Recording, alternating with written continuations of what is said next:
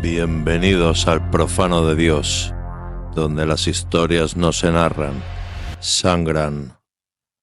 Vayamos con el siguiente episodio. Carne quieta. No todos los muertos aparecen en los registros. Algunos simplemente están tirados, apilados, metidos en bolsas negras que nadie abre. En mi tiempo de homicidios aprendí que hay dos tipos de cadáveres: los que tienen nombre y los que tienen número. Los que tienen nombre tienen historia, los que tienen número solo tienen cierre, una carpeta, una etiqueta, una ubicación, nada más. Y si aprendes a leer esas etiquetas como yo lo hice, puedes ver la firma, no escrita, no declarada, pero está, se repite, en los silencios. Los que no figuran, esos son los míos ahora. Me pasé 3 noches revisando casos ID, no online, no en el sistema, en archivos físicos, sótanos llenos de polvo, humedad y resignación, lugares donde nadie baja, porque nadie reclama a los olvidados. Apunté 14 cuerpos con algo en común, no las muertes, las posturas, cuerpos acostados con los brazos cruzados o pegados al cuerpo como en funerales, piernas rectas, cabeza ladeada, expresión neutra, no dolor, no terror, no lucha. Gente que no murió resistiendo. Y eso lo cambia todo, porque nadie muere tranquilo si sabe que lo van a matar. Nadie se acuesta con calma si lo están secuestrando. Nadie se deja dormir, salvo que crea que está en manos de alguien de confianza. ¿Quién inspira esa calma? No un verdugo, no un sádico. Alguien que sabe hablar, alguien que sabe tranquilizar, alguien que se ha ganado el papel de protector, antes de convertirse en enterrador. 14 cuerpos y ninguno figura. Nadie preguntó por ellos, nadie abrió investigaciones, nadie presionó a los forenses. Eso solo puede pasar por 2 razones. 1, nadie los conocía. O 2, alguien muy arriba se aseguró de que nunca se hablara de ellos. En cualquier caso, estábamos solos, yo y la carne ya no hablaba. Fui a buscar a Julio Portas, un sepultero en San Lorenzo, pero todo el mundo sabía que su verdadero trabajo era más oscuro. Julio sabía dónde terminaba la gente sin tumba, dónde los escondían, dónde los mandaban, y por un paquete de tabaco negro me dejó mirar el libro. No era oficial, era suyo, cuaderno viejo, tapas duras, lleno de manchas de grasa, tierra y anotaciones a lápiz. Fechas, siglas, número de bolsas y lugares. Vi un nombre repetido 3 veces. Sector 3, Cueva Húmeda. ¿Qué es esto?, pregunté. Julio no contestó, solo levantó una ceja. Eso no es un cementerio, dije. Él asintió. ¿Y los cuerpos? Tampoco. No pregunté más, fui directo. La entrada estaba cerrada con una verja de obra atada con alambre oxidado. Me llevó menos de 1 minuto cortarlo. Dentro el aire era espeso, no olía a muerte, olía a humedad, a encierro, a metal podrido. Avancé hasta que vi las bolsas, negras, sin sellar, sin número. Las conté, 7. No las abrí, no hacía falta, sabía lo que había dentro. Y lo peor no era eso, lo peor era que había espacio para más, mucho más. Volví al coche con la sensación de tener algo en los pulmones. No era polvo, era peso. Empecé a comparar las fechas del cuaderno de Julio con las de los cuerpos sin nombre que había investigado antes. Coincidían, casi todas. No en día exacto, pero sí en margen, en intervalo. Era como si alguien entregara los cuerpos en ciclos, como si hubiera un calendario, un horario. Pero no era regular. A veces entre uno y otro pasaban 20 días, otras veces 60. No había lógica aparente, pero sí ritmo. Y eso me aterraba. Porque si hay ritmo, hay conciencia, y si hay conciencia, hay intención. Revisando más archivos encontré algo que no cuadraba. Una autopsia firmada por un nombre que no reconocía, G. Núñez. Busqué el nombre en el colegio forense, no existía. Busqué en archivos antiguos, nada. Pero había 3 informes más con la misma firma, todos sobre cuerpos sin identidad, todos con descripciones casi idénticas. Estado de conservación inusualmente bueno para el entorno, ausencia de traumatismos externos visibles, causa de muerte indeterminada. Era como si alguien hubiera estandarizado la descripción. Como si no importara el cadáver, solo importaba que quedara registrado como algo sin importancia, y eso huele a protocolo. Y si hay un protocolo para cuerpos sin nombre, es porque alguien lo creó. Volví a mirar todas las fichas. Intenté encontrar una conexión entre las víctimas, un barrio común, una estación de metro, un centro de acogida. Nada. Hasta que di con un dato estúpido. 3 de ellos llevaban la misma talla de zapatos. Eso no es una conexión, pero era lo único que tenía. Y entonces entendí. No los eligieron por quienes eran, los eligieron por cómo eran. Altura media, complexión delgada, sin tatuajes, sin marcas, cuerpos estándar, cuerpos útiles. Ese fue el clic final. Todo esto no trataba de matar por odio, ni por placer, era otra cosa. Los cuerpos no eran víctimas, eran herramientas. Cada cadáver se trataba con cuidado, se manipulaba, se almacenaba, como si fueran parte de algo más grande, de algo que necesitaba carne humana, pero no cualquier carne, una específica. Y si eso era cierto, entonces alguien estaba recopilando piezas. Volví con Julio. Le pedí que me dejara ver el resto del cuaderno. Me mostró una hoja escondida en la parte trasera, con tinta roja. Era una tabla, columnas con números, códigos, siglas, pesos, medidas, altura, peso, longitud de fémur, tipo de sangre. No era una lista de muertos, era un inventario. Alguien estaba haciendo seguimiento de cada cuerpo, con precisión médica. Cerré el cuaderno y salí sin despedirme. Tenía las piernas entumecidas, el estómago vacío, el alma llena de mierda, y solo una frase en la cabeza. Hay más. Más cuerpos, más lugares, más nombres, que no son nombres. Esto no es una serie de asesinatos. Es una estructura, una red, un proyecto, y si hay más, voy a encontrarlos. Y cuando lo haga, voy a tener que decidir si sigo respirando. Porque hay cosas que no se pueden ver sin empezar a pudrirse por dentro, y yo ya estoy medio podrido.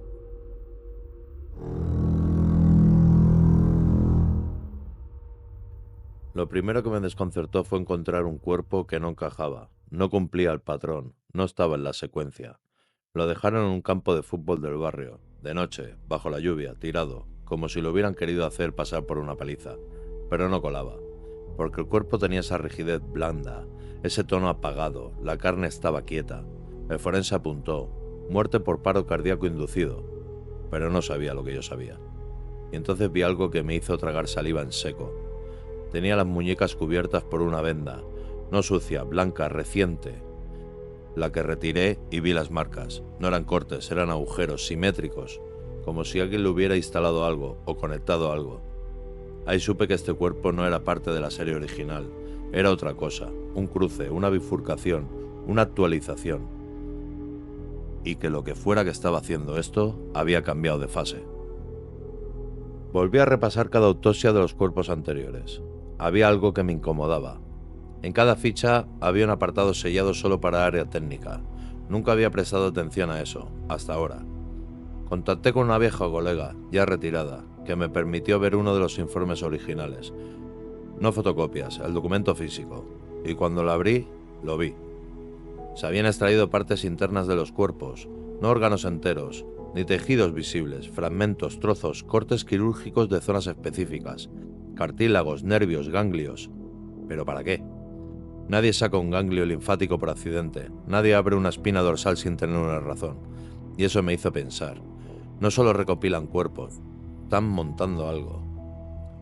Un chipatazo me llevó hasta el local abandonado de un centro comercial viejo, por fuera cerrado con madera, por dentro limpio, estéril, y en el centro una vitrina, no de joyería, de laboratorio, y dentro algo que no tenía forma clara ni color. Parecía tejido, pero no muerto, tenía brillo, textura, densidad. Estaba conectado a cables, a tubos, a una fuente de alimentación. No era arte, era biología artificial. Entre los escombros del local encontré una libreta azul, con bordes negros, muy usada. Dentro solo había un número, 2379, y una frase. La primera versión no lo soportaba. Volví a casa y empecé a repasar notas, busqué ese número en fichas, en cajas, en informes, hasta que lo encontré. Era el tercer cuerpo de la serie original, el que había aparecido en la nave industrial, el que nadie reclamó, el que tuvo que ser congelado por deterioro anómalo. Y ahí entendí. Están probando, están buscando la forma de hacer que los cuerpos no se descompongan. No para conservarlos, para reutilizarlos. Encontré un testigo, uno real, un indigente que decía haber visto algo en una furgoneta blanca, cerca del vertedero.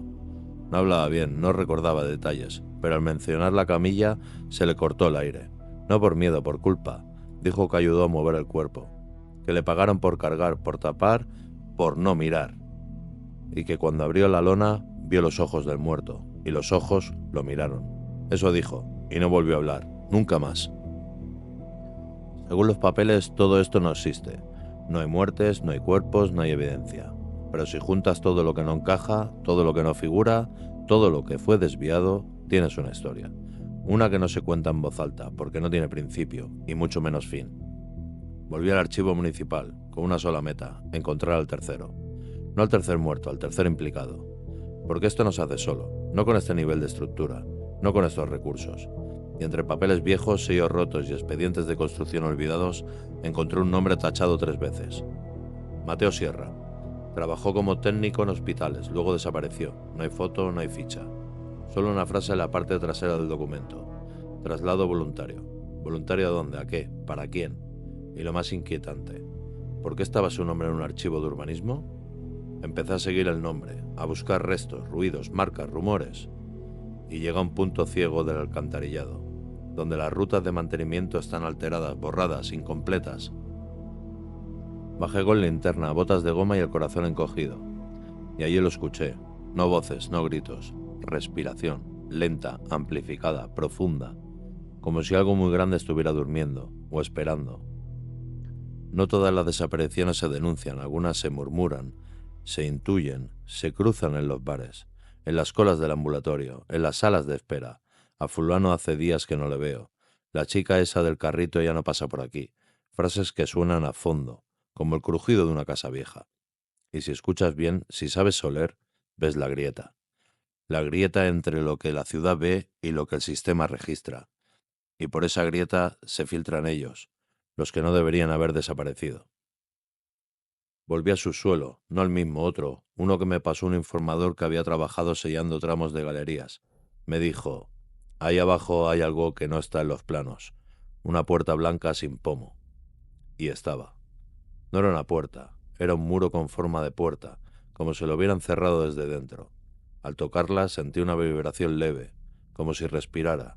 La pintura no tenía polvo, y eso bajo tierra es imposible. Fui a los archivos del metro, busqué obras suspendidas, tramos abandonados, reformas que nunca se terminaron. Encontré planos con zonas tachadas, y en una de ellas una palabra escrita a boli, bodega. Busqué la referencia en la base de datos interna, no salía nada. Pero en un informe escaneado a mano vi una frase, sala subterránea sin uso desde el 99, cerrada por orden externa, sin acceso público, sin firma, solo eso, orden externa. Lo vi de lejos, camisa demasiado limpia, mirada que no encajaba. Estaba en el andén 6, mirando hacia la pared, quieto. No era vagabundo, no era funcionario. Cuando me acerqué, se fue, pero el banco donde estaba sentado quedó una marca, no escrita, una hendidura, como si llevara horas allí. Y justo al lado una colilla de cigarro, apagada con demasiada precisión. No era casual, era rutina. Volví de noche. Bajé por un acceso de servicio, usé una llave antigua que aún conservo. Las cerraduras del estado cambian menos de lo que deberían. Al fondo la puerta blanca, esta vez estaba entreabierta. Dentro, oscuridad, no vacía, no muda, oscuridad que escucha, y un olor, no putrefacción, olor a habitación cerrada donde alguien aún está vivo. Dentro había filas de cajas, de metal, cada una con una ventilación, cada una con un tubo. Algunas estaban vacías, otras no. No los abrí, no hacía falta. Escuché. Respiraciones lentas, constantes, no dormidas, mantenidos. En la pared del fondo había un mural hecho con fotos Polaroid, rostros anónimos, algunos conocidos, otros demasiado normales. Debajo de cada una, un número, ningún nombre. Y en el centro una imagen borrosa. No podía distinguir si era un rostro o una imitación de uno. Como si alguien estuviera intentando reproducir una cara a partir de fragmentos ajenos. Salí sin tocar nada, sin hacer fotos, sin respirar fuerte. Lo que hay ahí abajo no busca ser descubierto. No es una fábrica, no es un matadero, no es un hospital. Es un almacén, un sistema de conservación, de prueba, de ensayo. Y si hay una bodega, hay una red. Y si hay una red, aún queda mucho por encontrar.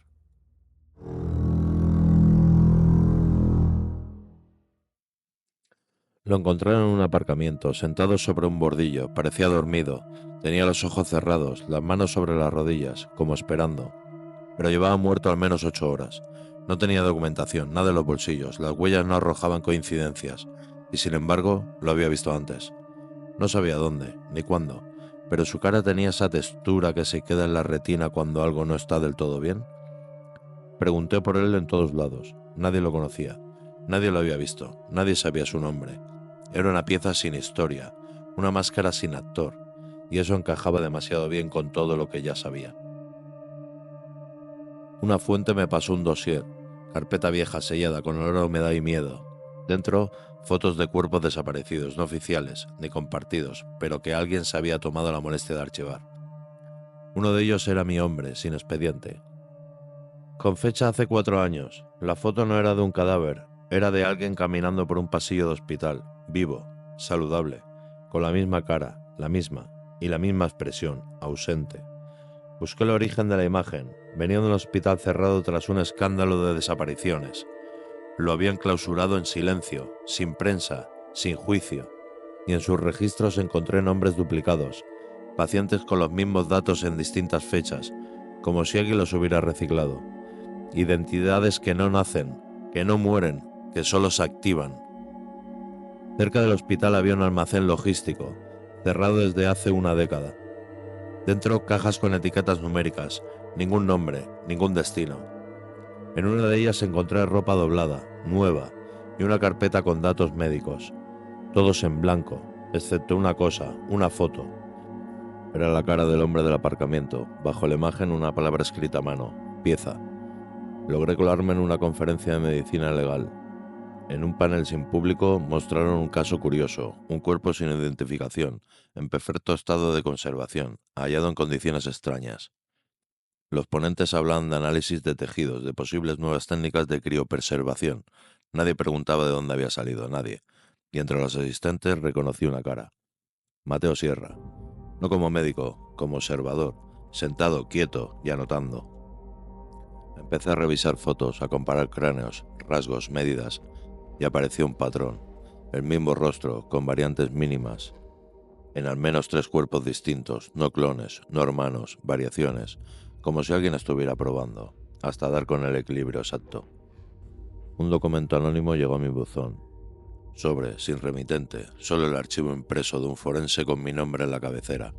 Nunca lo escribí, pero estaba firmado por mí. Y dentro un análisis completo de uno de los cuerpos. Concluía: capaz de conservar función vital mínima en condiciones externas, sin daño cerebral aparente. No era un informe, era una aprobación. Volví al aparcamiento. El cuerpo había desaparecido, nadie sabía nada, pero en el suelo una mancha. Condensación, como si algo frío, muy frío hubiera estado ahí, esperando y luego activándose. La pieza no era de nadie, porque ya estaba lista para ser de cualquiera. Me llamaron desde una obra, habían encontrado un cráneo mientras excavaban. Pensaban que era viejo, pero no lo era. El hueso estaba fresco, limpio, sin rastros de tierra profunda, como si alguien lo hubiera dejado ahí hace poco. Y dentro del cráneo un trozo de papel doblado. Un papel quirúrgico, con un solo dato, número 12. Lo entendí al instante, no era el cuerpo 12, era la versión 12. Y el resto debía estar en algún sitio. Fui al cementerio. No buscaba tumbas, buscaba huecos, y encontré uno. Nicho registrado como ocupado, pero al abrirlo vacío. Solo cerrado. Como si alguien hubiera querido aparentar que había algo dentro. Y si lo había, un frasco con formol, dentro, una lengua humana, con un código de barras pegado con cinta. Ni nombre ni causa, solo código. Empecé a comparar huellas dactilares, las de cuerpos recuperados, las de informes viejos, y lo que encontré no fue coincidencia, fue repetición, mismas huellas, diferentes nombres, años distintos. Eso no es un error, eso es reutilización, como si un mismo cuerpo hubiera sido enterrado varias veces, con caras distintas, y entonces supe que ya no estaban matando, estaban reorganizando la carne. Un soplo me llevó a una clínica abandonada, dentro de una habitación cerrada con planchas de acero. Al entrar, frío, frío seco, de congelador industrial. En el centro una mesa de autopsia, encima un torso humano sin cabeza, y al lado una caja con piezas, ojos, dientes, dedos, como si alguien estuviera preparando un cuerpo desde partes, un montaje, un ensamblaje, un intento.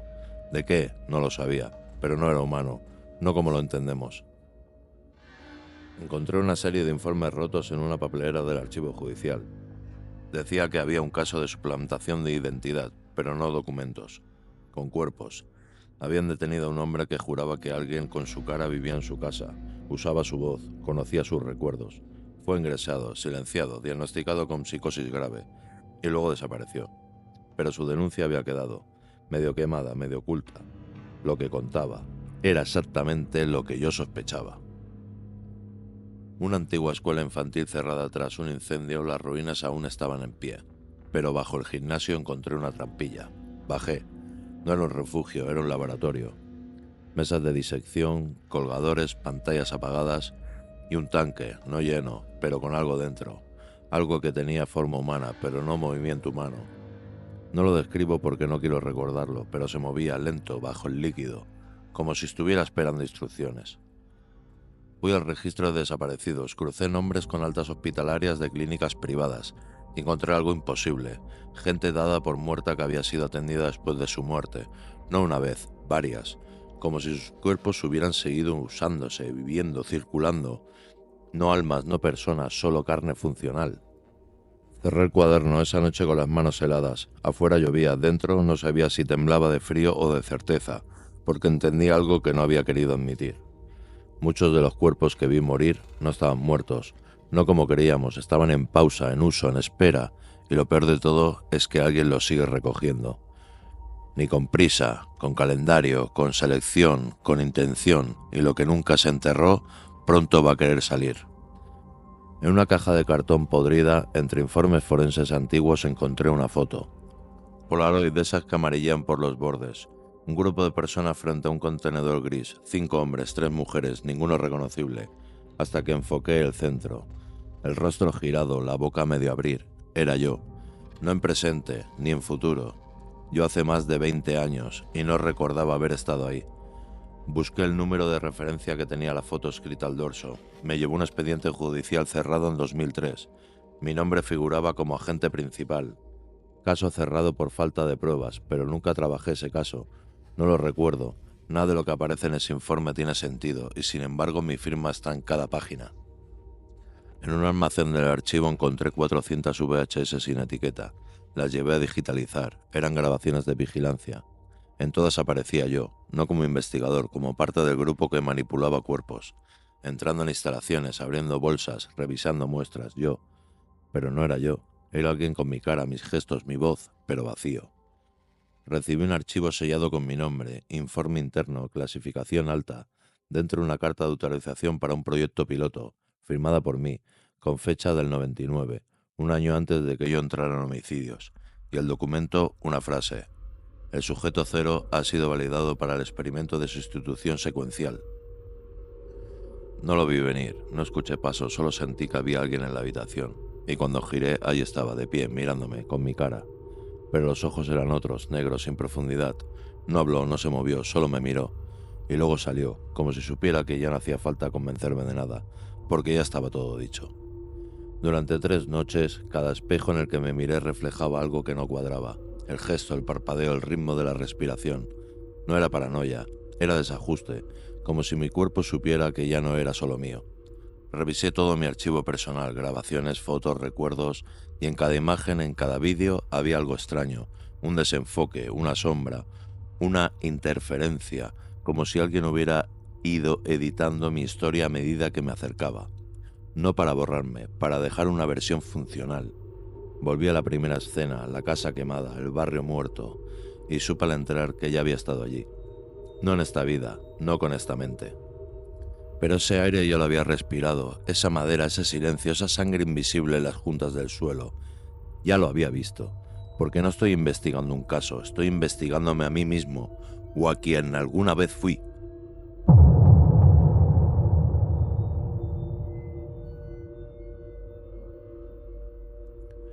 No había sorpresa, no había revelación.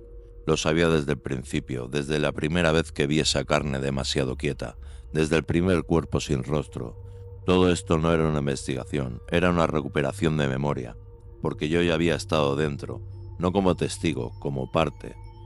Fui al último lugar, al número que aparecía una y otra vez en los informes, en los registros, en los sueños. Una nave industrial fuera del mapa, acceso por camino de tierra, sin luz, sin vigilancia. Al fondo una entrada metálica, sin candado, sin cerradura. No necesitaba estar cerrada, el miedo hace el trabajo solo. Dentro todo estaba listo. Frío, silencio, una camilla en el centro y al lado una silla para mí. Sobre la silla una grabadora analógica, encendida, grabando, la cinta girando en silencio. No había mensajes, no había voces, solo el sonido ambiente y el reflejo de la luz en el botón rojo, esperando que alguien lo pare o que alguien lo escuche. En la camilla un cuerpo, vivo, sedado, respirando con dificultad, con un rostro incompleto, no por daño, por una mutilación, incompleto porque aún no tiene uno, un cuerpo preparado para recibir una identidad, una historia, una función, y en ese instante entendí todo. Este era el final del ciclo. Podía dar aviso, podía salir corriendo, podía encender fuego y hacerlo arder todo, pero no lo hice. Me senté, encendí un cigarro, observé, pensé, y por primera vez en años sentí paz, porque nada de esto se podía detener, porque no se trata de justicia ni de verdad, se trata de estructura, y la estructura siempre gana. En el bolsillo de mi abrigo había una hoja doblada, con mi letra, con mi firma. No recordaba haberla escrito. Decía, no intentes detenerlo, no intentes entenderlo, solo mira y recuerda. Y firmaba, Marco Laredo. Cuando salí, el sol había comenzado a levantarse. El aire tenía otro peso, la ciudad no había cambiado, pero yo ya no era el mismo, ni falta hacía, porque parte de mí se había quedado allí, o tal vez nunca salió. Nunca atrapé al asesino, porque no hay asesino, solo hay método, una cadena de carne, un sistema de reemplazo, una red donde los cuerpos se usan, se prueban, se ajustan, y yo fui uno de ellos, o lo sigo siendo, o lo seré. La pieza final no es el cuerpo que se construye, es el que decide no detenerlo.